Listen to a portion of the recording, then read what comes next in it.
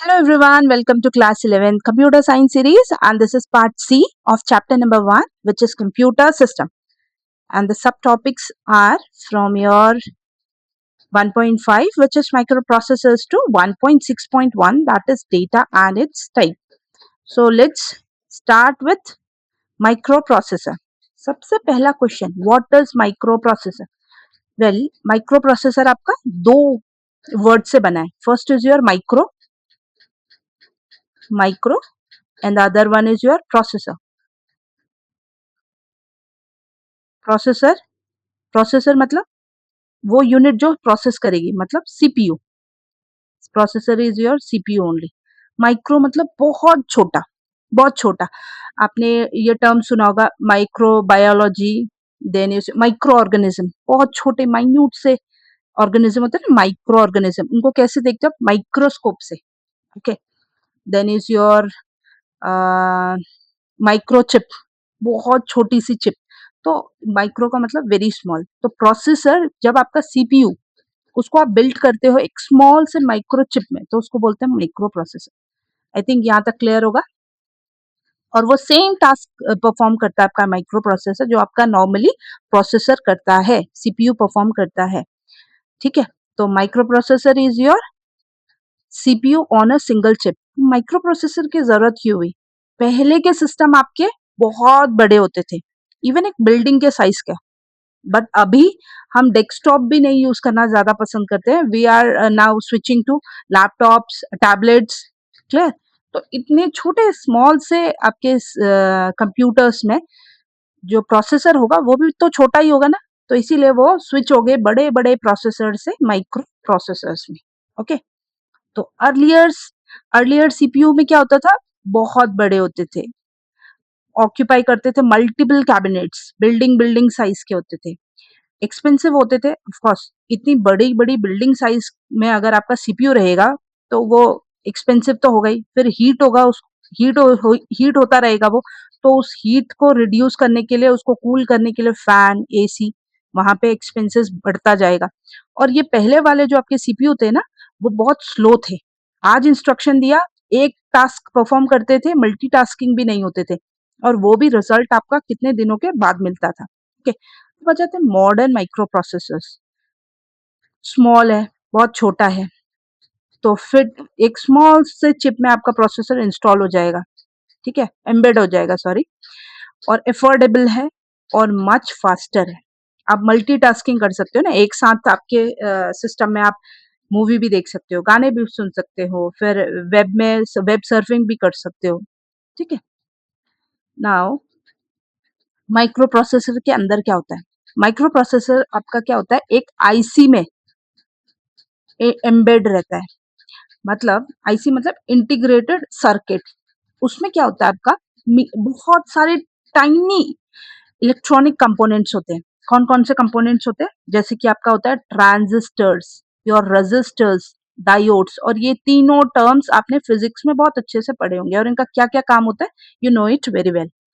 Now ये component एक साथ मिलके, क्योंकि आईसीज में होते हैं ये इंटीग्रेटेड सर्किट, और उसी में आपका माइक्रो प्रोसेसर है. ये सब चीजें मिलके आपका कोई भी टास्क को प्रोसेस को एग्जीक्यूट करता है फाइनली, और एफिशिएंटली आपको इंफॉर्मेशन प्रोवाइड करता है. ओके. अब जो मॉडर्न माइक्रो प्रोसेसर है, उसके क्या क्या फीचर्स है? ऑफ कोर्स ये स्मॉल है, हाई प्रोसेसिंग स्पीड है, बहुत मिलियंस ऑफ इंस्ट्रक्शंस को मिली सेकेंड्स में परफॉर्म करता है, और पावरफुल है, और एनर्जी एफिशिएंट है. आज कंपेयर, अगर आप कंपेयर करो प्रीवियस वाले को, तो they are much better than the previous one. अब ये नोट वाला पार्ट कि मैंने आपके लिए शॉर्ट में बनाया है, concise. Just go through this, तो आपको समझ में आ जाएगा पूरा ये जो माइक्रो प्रोसेसर है उसका एक कंसाइज पार्ट है ये. Now moving to next one. Make sure you just go through this note part. जहां जहां पे भी नोट है ना, उसको जरूर आप पढ़ना. Now coming to microprocessors specification. अब कैसे पता चलेगा कि हमारा माइक्रो प्रोसेसर किस टाइप का है? किस बेसिस पे आप उसको उसको स्पेसिफाई करोगे? जो आपकी बेसिक या फिर की फीचर्स हैं माइक्रो प्रोसेसर्स को कंपेयर करते हैं, वो फर्स्ट है आपका word size, second is your memory size, memory का क्या साइज है, देन इज योर क्लॉक की speed, and the fourth one is your number of course. ये चारों का क्या मतलब होता है? वर्ड साइज मतलब बिट कितना प्रोसेस हो रहा है एक टाइम में। सिस्टम आपका कंप्यूटर सिस्टम बिट्स अंडरस्टैंड करता है, जीरो और वन, कोई भी डेटा है किसी भी फॉर्मेट में है, कंप्यूटर सिर्फ और सिर्फ उसको बिट फॉर्मेट में प्रोसेस करता है। That is your binary, bit smallest unit है ना उसका, जीरो या जीरो और वन, और ये जीरो और वन क्या है? Binary. Okay, then is your memory size, maximum आपका कितना मेमोरी, मेमोरी मतलब रैम, प्राइमरी मेमोरी, कितना वो सपोर्ट कर सकता है। देन इज योर क्लॉक की स्पीड, ये आपका होता है गीगाहर्ट्ज में, मतलब कि एक बार में वो कितना, किस प्रोसेसिंग स्पीड के साथ में वो एक बार में एक पर्टिकुलर टाइम पे कितना प्रोसेस को किस स्पीड से प्रोसेस कर रहा है, मतलब एक टास्क को किस स्पीड से वो प्रोसेस कर रहा है। देन इज योर कोर, मतलब नंबर ऑफ प्रोसेसिंग यूनिट, कितनी आपकी यूनिट्स हैं जो प्रोसेस कर रही हैं। अब उसको एक एक करके थोड़ा डिटेल में देखते हैं। सबसे पहले वर्ड साइज, वर्ड साइज का मतलब होता है कितने बिट्स वो प्रोसेस कर रहा है या फिर वो हैंडल कर सकता है एक टाइम पे। एक प्रोसेसर आपका जो सीपीयू है, प्रोसेसर है, वो एक बार में एक पर्टिकुलर टाइम पे कितने बिट्स को, नंबर ऑफ बिट्स को हैंडल कर सकता है, प्रोसेस कर सकता है। जितना बड़ा आपका वर्ड साइज होगा, ठीक है, प्रोसेसर उतना एफिशिएंट है, वो उतने डेटा को, मतलब कि वो एक पर्टिकुलर टाइम पे जितने ज्यादा वर्ड बिट्स को वो प्रोसेस कर पा रहा है, इसका मतलब है आपका वो प्रोसेसर मोर एफिशिएंट है। कॉम जनरली अभी जो आपके वर्ड साइज है वो है आपका 16 बिट, 32 बिट, 64 बिट। जैसे i7 प्रोसेसर्स है वो 64 बिट इजीली प्रोसेस करते हैं, 64 बिट, ठीक है। जितना हायर आपका वर्ड साइज होगा उतना बेटर प्रोसेसिंग कैपेबिलिटी होगा। क्लियर? जैसे एक बार में वो 8 बिट करता है, तो सपोज करो ये randomly 4 5 6 7 8, I have taken some random bits 4 4 8, this is 1 byte, 1 byte मतलब 8 बिट्स। ये पहले होते थे, बहुत पहले वाले सिस्टम के साथ। और एक बार में वो 8 बिट को प्रोसेस कर सकता है, और एक पर्टिकुलर टाइम पे, वन टाइम स्पैन पे अगर वो 64 बिट का प्रोसेस कर रहा है, तो यू कैन इजीली कंपेयर कि 8 बिट ज्यादा बेटर रहेगा 64 बिट। 64 बिट्स को अगर एक प्रोसेसर आपका परफॉर्म कर रहा है और प्रोसेस कर रहा है, और एक पर्टिकुलर टाइम पे ही 8 बिट को प्रोसेस कर रहा है, तो बेटर कौन सा वाला रहेगा? 64 बिट। उसकी प्रोसेसिंग स्पीड ज्यादा अच्छी है प्रोसेसर की, अगर वो 64 बिट को प्रोसेस कर रहा है। तो higher word size will be your better processing capability. Clear? Now moving to your memory size. Memory का साइज क्या है? मेमोरी मतलब primary memory, primary memory maximum कितना रैम सपोर्ट कर सकता है आपका processor, that is your memory size. ऐसे नहीं आप रैंडमली कितना भी मेमोरी आप उसमें डाल सकते हो, प्रोसेसर की कैपेबिलिटी के अकॉर्डिंग ही आपका मेमोरी साइज डिसाइड होता है। ओके, जो आपके मॉडर्न कंप्यूटर्स है ना, मॉडर्न प्रोसेसर्स हैं, वो आपका लार्ज मेमोरी को अभी सपोर्ट करते हैं। जो पहले था वो तो बहुत कम, 2 GB। भी 2 GB रैम से कुछ हो पाता है? नहीं, आपका मिनिमम 16 GB रैम चाहिए, 8 GB रैम, 16 GB रैम या उससे ज्यादा चाहिए। और पहले होता था 2 GB रैम। ओके, तो लार्ज रैम अलाउ करेगा, जितना ज्यादा आपका रैम होगा, मैक्सिमम रैम होगा, उतना आपका, उतना ज्यादा प्रोग्राम उसमें, प्रोग्राम्स को वो अलाउ करेगा। Okay, now coming to next part, that is your clock speed. जो नेक्स्ट स्पेसिफिकेशन है that is your clock speed. Clock speed आपका क्या शो करता है? कि हाउ फास्ट आपका processor, how fast your processor is going to execute the instruction, कितने fastly आपका प्रोसेसर इंस्ट्रक्शंस को एक्सिक्यूट करेगा। ये आपका होता है, किस में मेजर करते हैं, गीगा हर्ट्स में, GHz। Make sure it is GHz। Hertz आपने पढ़ा होगा, तो ये आप GH ऐसे Z लिखोगे, दैट इज रॉन्ग। फिर G स्मॉल में HZ लिखोगे, दैट इज ऑल्सो रॉन्ग। यही format, G capital, H capital, Z is small, hertz. G stand for giga, HZ for your hertz. तो जितनी अच्छी आपकी क्लॉक की स्पीड होगी उतना फास्टर एग्जीक्यूशन होगा। ओके, नाउ आ जाते हैं कोर पे, कोर्स। आपने dual core, core two dual, ऐसे ऐसे प्रोसेसर सुने होंगे। अभी तो आई वाला सीरीज चल रहा है, i7 i5 वाला। कोर क्या होता है, इंडिविजुअल प्रोसेसिंग यूनिट होता है। सीपीयू के अंदर एक और इंडिविजुअल प्रोसेसिंग यूनिट होती है, उसको बोलते हैं हम कोर। जितने ज्यादा कोर्स होंगे उतनी ज्यादा आपका वो, उतने ज्यादा प्रोसेसर्स, उतने ज्यादा वो क्या करेगा, अलाउ करेगा आपका प्रोसेसर मल्टीटास्किंग को। और मल्टीटास्किंग मतलब एक बार में आप बहुत सारे टास्क को एग्जीक्यूट कर सकते हो एफिशिएंटली। जैसे आपके प्रोसेसर हैं डुअल कोर, मतलब उसके पास 2 कोर है। क्वाड कोर है, 4 कोर्स है। कोर है मतलब 8 कोर्स है। तो मोर core better multitasking. Clear?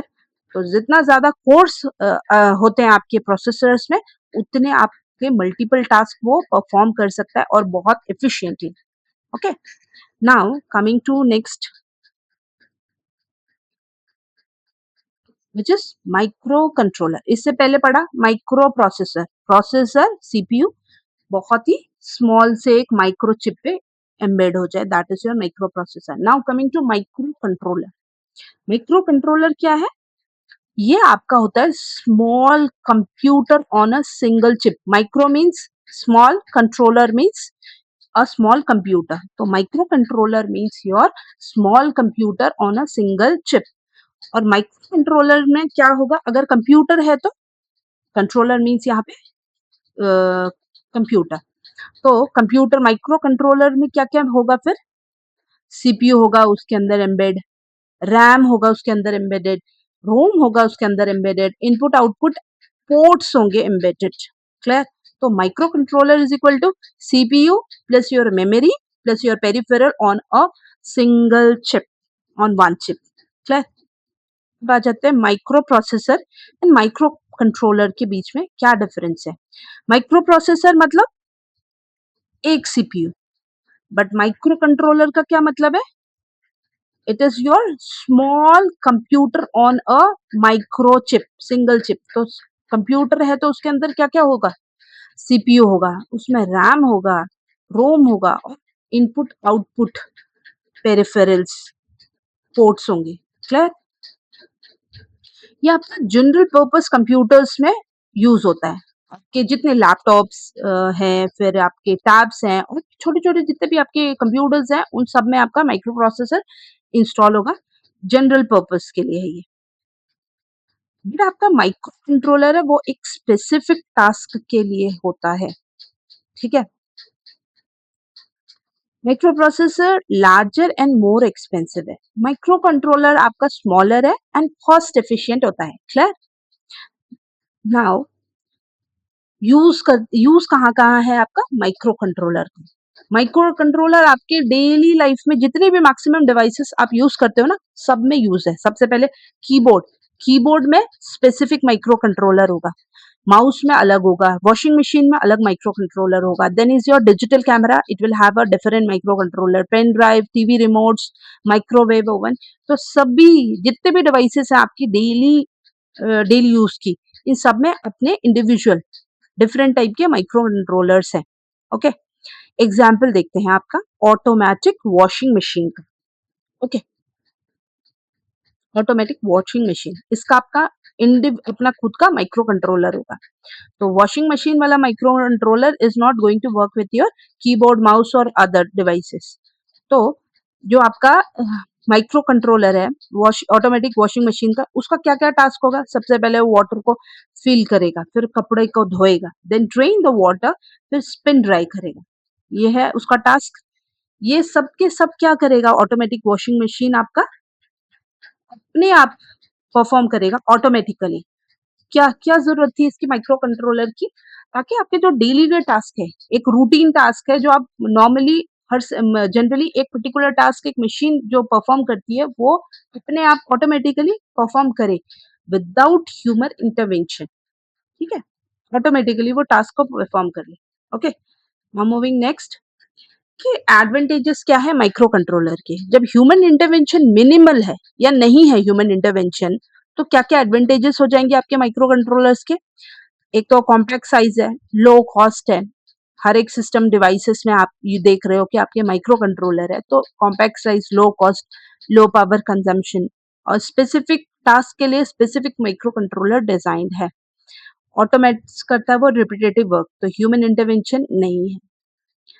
Save time and improve efficiency. Okay, now this is the node part. Don't forget to read the node part. Read it very carefully. This is all about the microcontroller. Okay, now moving next to data and information. Data and information. First part से ही मैं explain करते हुए आई हूँ that what is your data. जो आपका basic structure है that is your input, then is your processing, and then is your output. This is your input, this is your processor, मैं CPU लिख देती हूँ, and then it is your output. Generally output को O slash front slash P लिखते हैं output devices. Input devices से आप data देते हो. This is your data. Data means raw facts and figure. Output से आप क्या provide करोगे? Meaningful information. Meaningful information.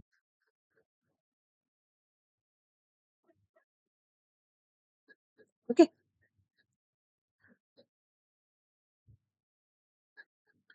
Data means raw facts and figure. Raw facts and figure मतलब your it can be your text, document, your audio, video, animation, pictures, anything. ठीक है, अकेले itself data का कोई मतलब नहीं होता, क्लियर मीनिंग नहीं है. ठीक है, आफ्टर प्रोसेसिंग द डेटा जब उसका कोई मीनिंगफुल इंफॉर्मेशन आता है then it becomes your useful thing, that is your information जो आपके एंड यूजर प्रोवाइडेड है. जैसे एग्जांपल ये है, ये आपका डेटा है. एक स्कूल है, सपोज करो आपके स्कूल में 5000 बच्चे हैं. 5000 बच्चों का मेरे पास डेटा है, उनके उनका एड्रेस है, उनका रोल नंबर है, इंडिविजुअल क्लासेस है, पेरेंट्स की डिटेल है, फिर उनके फ़ोन नंबर है, उनके पूरा रिकॉर्ड है, दैट इज़ उनके सब्जेक्ट में स्कोर कितना है, ये सब पूरा डेटा है. इस डेटा का मैंने करना क्या है? मुझे इस डेटा से कुछ बच्चों का इन्फॉर्मेशन चाहिए जिन्होंने क्लास 12th में कुछ गवर्नमेंट इंजीनियरिंग कॉलेजेस या फिर आईआईटीज़ में एडमिशन हुआ है. तो उस डेटा में से जो मैं ये इन्फॉर्मेशन निकालूंगी, दैट इज कि किस बच्चे का आईआईटीज में हो रखा है या किस किस बच्चों का गवर्नमेंट इंजीनियरिंग कॉलेजेस में या मेडिकल कॉलेजेस में हुआ है, तो वो मेरे लिए इंफॉर्मेशन हुआ. ओके, तो that is your that becomes an information for me. Okay, अब फिर से एक बार देख लेते हैं इंफॉर्मेशन क्या है. जब आप डेटा प्रोसेस हो जाएगा तो वो बन जाता है आपका इंफॉर्मेशन, क्योंकि ऑर्गेनाइज फॉर्मेट में, और जो मुझे रेलिवेंट इंफॉर्मेशन, रेलिवेंट चीजें चाहिए, दैट इज योर इंफॉर्मेशन. तो information is your meaningful and useful होता है डिसीजन मेकिंग के लिए. एग्जाम्पल जैसे ये डेटा है बहुत सारा, फिर इंफॉर्मेशन मुझे चाहिए, जैसे स्कूल का मैंने एग्जाम्पल अभी बताया. You have 5000 students in your school, there are 5000 students in your school, और मुझे इंफॉर्मेशन क्या चाहिए? उन बच्चों का जिनका कोई गवर्नमेंट में कॉलेजेस में, that is your engineering college, या फिर किसी बच्चे का आईआईटीज या एनआईटीज में हुआ, उनकी मुझे इंफॉर्मेशन या डिटेल चाहिए. That becomes an information. Otherwise वो 5000 स्टूडेंट्स का इतना सारे डेटा से मैं क्या करूंगी? उसमें से जो रेलिवेंट चीजें मुझे चाहिए, that is an information. Clear? Now moving next, data versus information. इसको आप एक बार खुद से देखेंगे। Data is raw facts, information is processed data, unorganized, this is organized, may not have meaning, but information has meaning. ये आपका input में जो देते हैं, that is your data, and output में क्या मिलता है? Meaningful information. Make sure to read this note part. जहां जहां पे भी मैंने नोट लिखा है ना, वो बहुत इंपॉर्टेंट है, तो उसको आप जरूर डोंट मिस दैट पार्ट। अब आ जाते हैं डेटा एंड इट्स टाइप। अब डेटा क्या है? डेटा तो हमें पता चल गया, जो आप इनपुट देते हो, raw facts and figure, that is your data. अब उसके टाइप्स कौन कौन से होते हैं, देन वो हम आराम एक एक करके देखते हैं। Data, raw facts, figure, every same thing. Computer में कुछ भी चीज है, किसी भी टाइप का डेटा है आपका, कोई भी डेटा है, किसी भी सोर्स से है वो, चाहे वो आपने स्कैन करके दिया है, एंटर किया है डेटा, चाहे वो आपने कीबोर्ड से एंटर किया है, चाहे माउस से एंटर किया है, ये किसी भी फॉर्मेट में आपने डेटा दिया है, वो लास्ट में कंप्यूटर्स के पास स्टोर होता है, या कंप्यूटर अंडरस्टैंड करता है उसको बाइनरी फॉर्म में। बाइनरी फॉर्म क्या होता है? It is the combination of your bits, that is 0 and 1। Okay, repeat करती हूँ, bit is the smallest unit, 0 is a bit, 1 is a bit। अब ये 0 और 1 मिलके बनते हैं आपके binary form. Okay, because computer understand only binary, 0 and 1। Clear? आ जाते हैं सोर्सेस ऑफ डेटा। डेटा आपके किसकी सोर्सेस से जाता है आपके सिस्टम में? Keyboard, mouse, files, scanner, microphones and other input devices. हाँ, ये माइक से जो बोल रही हूँ, that is also your data, audio. ठीक है, माइक्रोफोन से। Note, data may come in different format depending on the source. According to source data आपका डिफरेंट फॉर्मेट में होता है। अब आ जाते हैं types of data. 3 major types हैं आपके, मेन टाइप्स हैं डेटा के। First is your structured data. नाम से ही आपको थोड़ा थोड़ा आइडिया हो गया होगा what is structured data. Then is your unstructured data, and the third one is your semi structured data. अब एक एक करके इनको अच्छे से देखते हैं, थोड़ा डिटेल में। स्ट्रक्चर डेटा, स्ट्रक्चर मतलब एक पर्टिकुलर स्ट्रक्चर है, फिक्स्ड फॉर्मेट है, generally in your rows and column format. ये आप स्ट्रक्चर डेटा जो होगा वो इजी टू स्टोर है, इजीली आप उसको सर्च कर सकते हो, शॉर्ट कर सकते हो और प्रोसेस कर सकते हो। जनरली आप इसको रोज एंड कॉलम्स फॉर्मेट में रखते हो, which is in the form of your table. Table contains your rows and columns.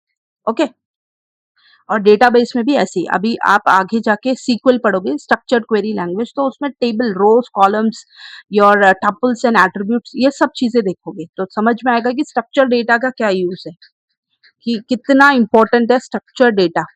Examples हैं आपके स्ट्रक्चर डेटा के, student attendance record, data transactions, railway reservation data, sales record, ये सब चीजें आपकी स्ट्रक्चर डेटा में है, easy to organise and analyse. देखो, इसको अगर और अच्छे से समझना है, हर एक क्लासरूम में या आपके डायरी में भी आप एक बहुत इंपॉर्टेंट चीज लेके रखते हो, that is your time table. Time table, ये टाइम टेबल आप टेबल फॉर्मेट में होता है। This is your week, Monday to Saturday, फिर first period, second period, third period, फिर योर रेसेस या break, then fourth period, fifth, six, ऐसे करके ये सब क्या होता है एक टेबल फॉर्मेट में, और आप इजीली आप इसको देखते हो, और इसी के अकॉर्डिंग आप अपने टाइम टेबल के अकॉर्डिंग बुक्स कैरी करते हो। तो this is a structure data. इसी चीज को, इसी एक टाइम टेबल को लेके हम आगे देखेंगे और फर्दर। अब आ जाते हैं अनस्ट्रक्चर्ड डेटा। अनस्ट्रक्चर्ड डेटा मतलब इसका कोई फिक्स्ड फॉर्मेट नहीं है। ये आपका टेक्स्ट भी हो सकता है, इमेज, ऑडियो, वीडियो, एनीथिंग, ये क्या है, आपको डिफिकल्टी प्रोवाइड करेगा। ये डिफिकल्ट होता है ऑर्गेनाइज करने के लिए और प्रोसेस करने के लिए। Clear? All these are the examples of your unstructured data. That is your photos, videos, audio files, media, social media post, text documents, etc. etc. इसका कोई भी डिफाइंड स्ट्रक्चर है नहीं, एग्जिस्ट नहीं है। तो this is your totally unstructured data. जो message करते हो ना, that is all your unstructured data. जैसे टाइम टेबल वाला हमने स्ट्रक्चर में देखा, स्ट्रक्चर डेटा है वो। देखा, टाइम टेबल को ही ऐसे लिखे ना, टेक्स्ट फॉर्मेट में। Monday will be, Monday first period will be, ऐसे लिखूं, first period is artificial intelligence, second period is, तो आप समझ पाओगे इसको। तो this is perfect example of your unstructured data. पूरा टेक्स्ट में लिख के रख दो, that is unstructured data. Semi structured, third is your semi structured data. इसका फिक्स टेबल फॉर्मेट तो नहीं है, बट ये यूज क्या करता है, टैग्स, लेबल्स और सेपरेटर्स। और टैग्स, लेबल, सेपरेटर्स आपने कहाँ कहाँ देखा होगा, HTML पढ़ा होगा ना, हाइपरटेक्स्ट मार्कअप लैंग्वेज, तो उसमें आराम से आपने टैग दिए होंगे, HTML tag, body, head, okay, that is your tag. फिर लेबल्स भी यूज करते हो, सेपरेटर्स भी यूज करते हो, कॉमास, ये सेपरेटर्स यूज करते हो, comma and this type of things, that is all about your separators. ये सारी चीजें आपने HTML में देखी होंगी, ठीक है। तो आप सेमी स्ट्रक्चर डेटा को इसके साथ रिलेट कर सकते हो।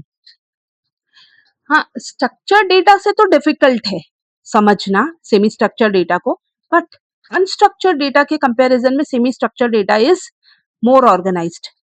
एग्जाम्पल है आपका email message, HTML XML document, CSV, comma separated value file. CSV files आपकी जब एक प्रोजेक्ट है मेरा, अभी मैं डालूंगी इसमें, आप प्लेलिस्ट में देखना, उसमें प्रोजेक्ट सेक्शन में भी मैं उसको पोस्ट करने वाली हूँ प्रोजेक्ट, उसमें CSV फाइल्स को इंक्लूड करके मैं दिखाऊंगी कि कॉमास के थ्रू आप CSV फाइल को कैसे यूज करते हो, CSV फाइल में किस टाइप से आपके डेटा स्टोर होता है।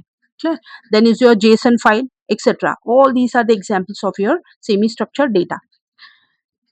ये क्या है आपका नोट, पार्शियली ऑर्गेनाइज्ड जिस विद टैग्स और लेबल्स। क्लियर? अब एक एग्जाम्पल देखते हैं जिससे कि पूरे डाउट्स क्लियर हो जाएं। What is your structure data, what is your semi structure data and what is your unstructured data. Clear?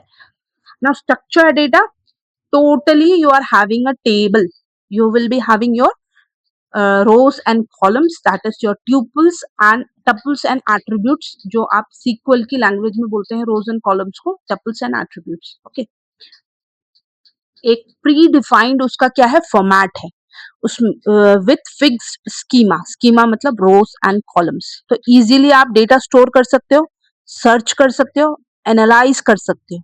Okay, अब आ जाते हैं सेमी स्ट्रक्चर डेटा, ये फॉर्मेट में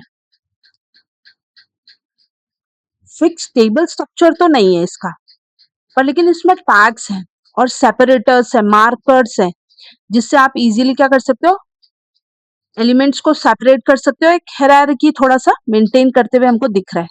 ओके, तो आ जाते हैं टोटली आपका एक और है अनस्ट्रक्चर्ड डेटा, जिसमें तो बिल्कुल भी फॉर्मेट है नहीं, कोई भी प्री डिफाइंड फॉर्मेट नहीं है। इसमें आपका फ्री टेक्स्ट पड़ा हुआ है, इमेजेस है, ऑडियो है, फिर उसके बाद में वीडियोस भी पड़ा हुआ है, ईमेल हो गया, सोशल मीडिया पोस्ट हो गया, ये इस टाइप का चीज क्या है, आप unstructured data.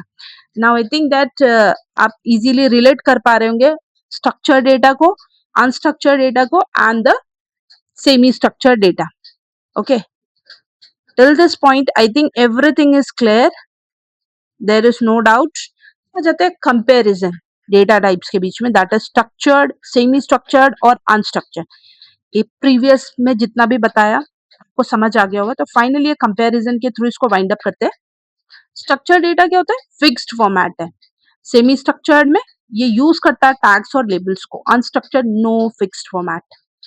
Structure data it is easy to search, आप इजीली सर्च कर पाओगे। ये सारी चीजें जितनी जल्दी प्रैक्टिकल शुरू हो जाएगा ना कोड्स लिख के, तो आपको वो और अच्छे से समझ में आएगा। आई थिंक फर्स्ट और सेकंड चैप्टर थोड़ा थियोरेटिकल है, उसके बाद जैसे ही कोड्स पे आ जाएंगे और सीक्वल पे आ जाएंगे तो you will understand everything with this practical approach. तो आपका जो स्ट्रक्चर डेटा है that is easy to search, easily आप उसको सर्च कर सकते हो। Moderately semi structured is moderately easy और अनस्ट्रक्चर्ड डिफिकल्ट टू सर्च, बहुत difficult. Stored structured is stored in your table, that is you are in the form of rows and columns. Semi structured use करता है tags को and unstructured is stored as a file and medium. इसका example है database structured का, SQL is a perfect example of your structured data. Semi structured का example है CSV, HTML. Unstructured का आपका text, image, message, then is your audio, video, anything. All these are the example of your unstructured data. Next will be your 1.6 data capturing, storage and retrieval. We'll continue in part. This is the part C. So we'll continue this subtopic from part D. So I think everything is clear till this point in this part C, in this part, that is part C.